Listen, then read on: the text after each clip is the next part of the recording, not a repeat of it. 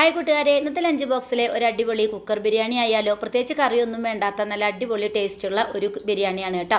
പെട്ടെന്ന് തന്നെ നമുക്ക് തയ്യാറാക്കി എടുക്കാം. അതിനുവേണ്ടി ഇതാ കുക്കർ അടുപ്പത്തേക്ക് വെക്കുക. നിങ്ങൾ ഏത് ഓയിലാണ് ഉപയോഗിക്കുന്നത്, ഓയിലോ ബട്ടറോ നെയ്യോ ഡാൽഡയോ എന്താണ് ഉപയോഗിക്കുന്നതെന്ന് വെച്ചാൽ അത് ചേർത്ത് കൊടുക്കുക. ചൂടായി വരുമ്പോൾ പട്ട, ഗ്രാമ്പ്, ഏലക്കായ, പെരുംജീരകം, വഴനയില അതെല്ലാം ചേർത്ത് കൊടുക്കാം.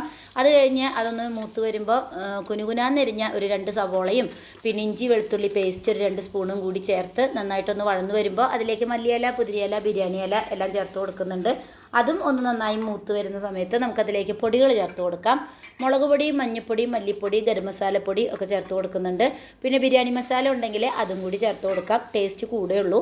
പിന്നെ ആ പൊടികളുടെ പച്ചമണമൊക്കെ ഒന്ന് മാറി വരുമ്പം നമ്മൾ കഴുകി വാര വെച്ചിരിക്കുന്ന അരി ഇട്ട് കൊടുക്കുന്നുണ്ട്. അരിയിലെ വെള്ളത്തിൻ്റെ അംശമൊക്കെ ഒന്ന് വറ്റി ഒന്ന് നന്നായി ചൂടായി വരുമ്പോൾ 1 ഗ്ലാസ് അരിക്ക് 1.5 ഗ്ലാസ് വെള്ളം എന്നുള്ള കണക്കിൽ ചൂടുവെള്ളമാണ് നമ്മൾ ഒഴിച്ചു കൊടുക്കുന്നത്.